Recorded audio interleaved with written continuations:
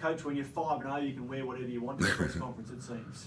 Yeah, I thought it was a nice little outfit for today. I was supposed to be matching my daughter today, but she left me hanging.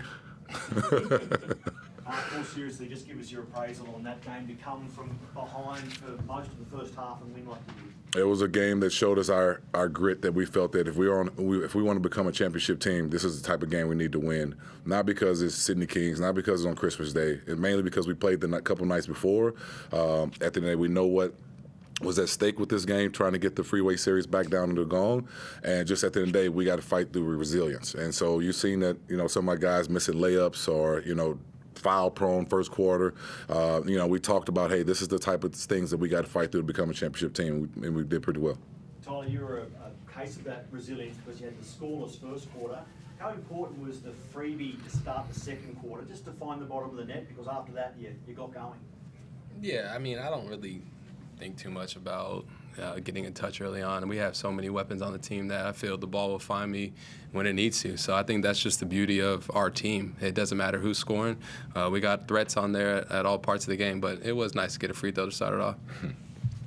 Your combination with Trey has been outstanding. How have you found it, sort of playing alongside him, given that freedom to play off the ball, at times coming off those screens for those threes? Yeah, it's a real treat to play with Trey.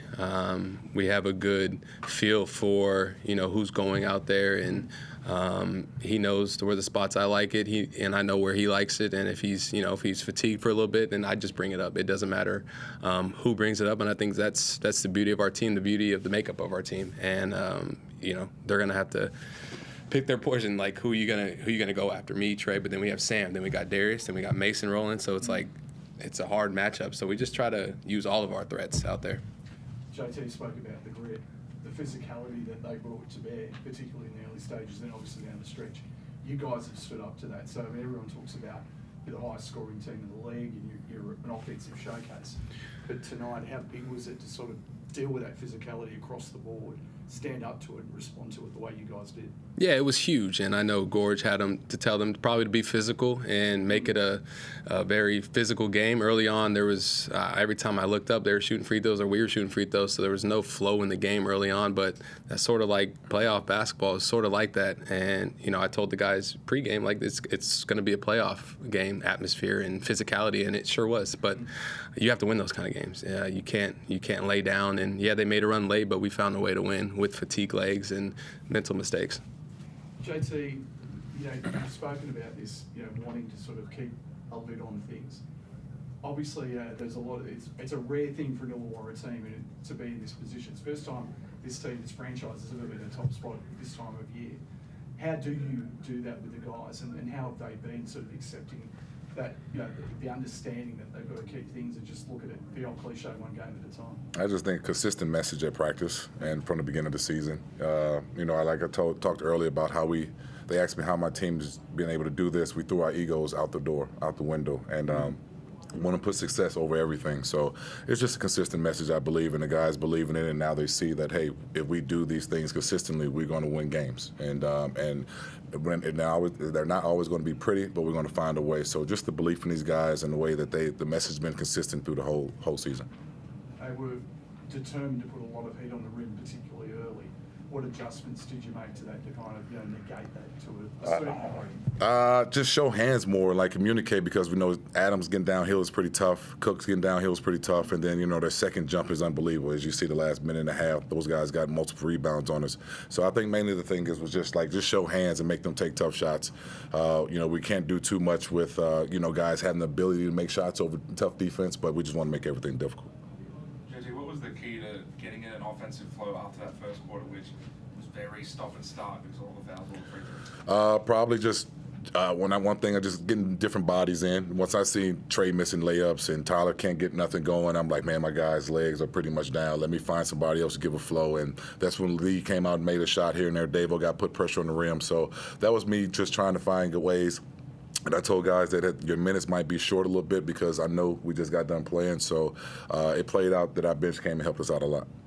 What's the key then to next game? You guys go on a flight tomorrow, play another team that plays up and down real quick. What's the key to making sure that these guys are rested and ready for that one? They're pros. We talked about it in there. Do what you need to do to be prepared. I'll make sure that I can handle what I can handle. But when that ball goes up in Brisbane, I want to see the same grit, same team. No excuses.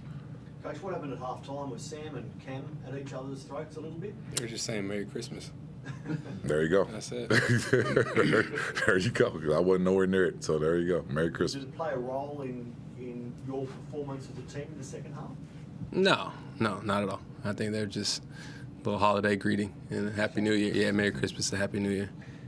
Coach, it's the first time since 2006 the Hawks have had 6 straight games, 100 points plus. So, you're in rare territory. And I've had people say to me this week that, is this the most exciting Hawks team in history? How do you feel about people having those conversations and hearing those sort of records, knowing that you're the man in charge? We've been working for it. I mean, for the records, not for people to jump on board, just for people just to believe what we're doing, and enjoy it. I'm sure when I go back home and watch the games that we win, I'm excited. I'm happy, about it. But I know they're very exciting team, because it's so much different personnel that can do things. So, it's a blessing to have breaking statistics and stuff like that. But we want one thing, and that's in March. So, just keep working towards it. And Tyler, not just your 5 NBL seasons, but all of your other basketball. What's it like being a Hawk right now compared to all the other basketball you played in your career? It's great. I mean, I love the city. I love the team. I love everything we stand for. And it's good. You got to ride. You got to ride the momentum because I've been a Hawk where we have downs too, and you experience the downs. And I think there's ebbs and flows to teams, especially when you're on a team for 5 years. You're going to experience so many different highs and lows. So I've learned to just really appreciate the wins. I know they're very hard to come by in this league, and you just go from there. JT preaches one game at a time, but you also want to ride that momentum because it is rare, and you just got to bottle it up and use it. JT, it feels like at this point of the season, you guys are the team that's the most in tune with your identity. Like you figured yourselves out more than anyone else.